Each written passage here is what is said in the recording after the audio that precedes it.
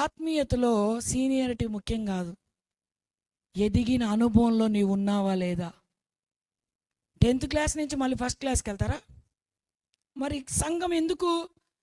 ఎదిగిన అనుభవాల్లోంచి వెనక్కి జారాల్సిన పరిస్థితి వస్తుంది. కారణం ఏంటంటే లోకం నీ మీద ఎక్కువ ప్రభావం చూపుతుంది.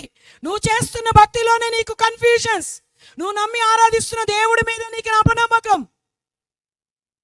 ఒక సమస్యని ఎంతసేపు సమస్య వైపు చూడడం, సమస్యని భూతద్దంలో పెట్టడం, సమస్యల కొరకే ఏడవడం కొరకే క్రీస్తుని నమ్ముకున్నామేమో అన్నట్టుగా క్రైస్తవ్యం అంతా అలాగే వెళ్ళిపోతుంది.